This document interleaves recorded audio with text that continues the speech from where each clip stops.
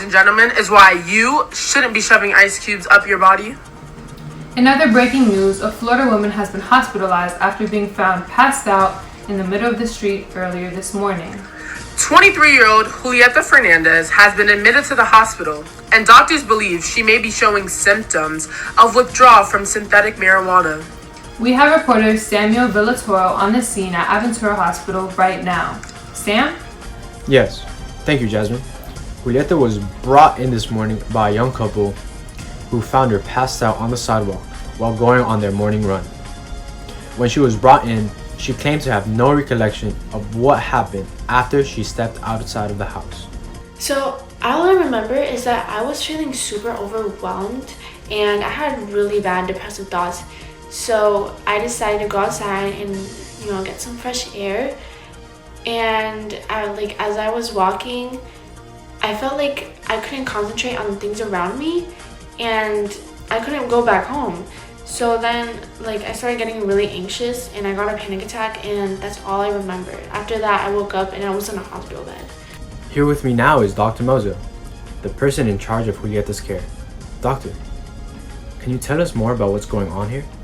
Well, Ms. Fernandez over here is showing the typical symptoms of withdrawal from the use of synthetic marijuana: depression, anxiety, lack of concentration, and impaired memory, explaining why she couldn't remember what happened after she left her house. Other signs may include sweating, chills, fatigue, and irritability. So, what exactly is synthetic marijuana? Synthetic marijuana is basically just a man-made mind-altering chemical that can be sprayed on shredded plant material to be smoked, or it could even be sold as liquids to be vaporized and inhaled in e-cigarettes and other devices.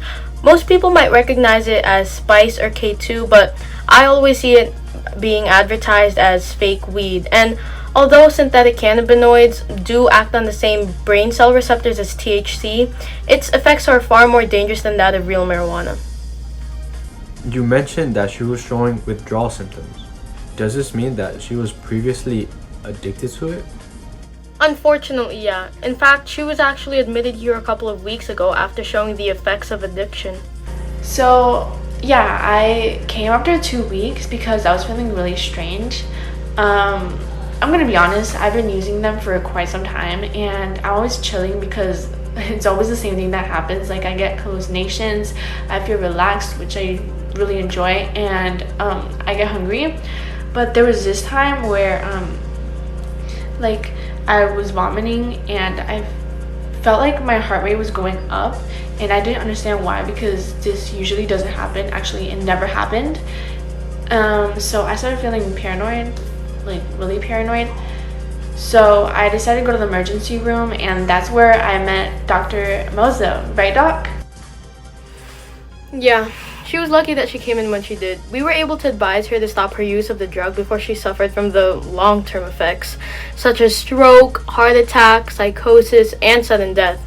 Although she may still be at risk for it due to how long she was using it. Yep, 2 years strong. Now that's a scary thought. Thank you both for your time. Jasmine and Chanel, it's back to you. Thank you, Sam. I hope everyone takes this story as a reminder to never do drugs. Thank you, Jazz. So now, we're moving on to the cooking segment of our show. We'll take a little break and be back in 5.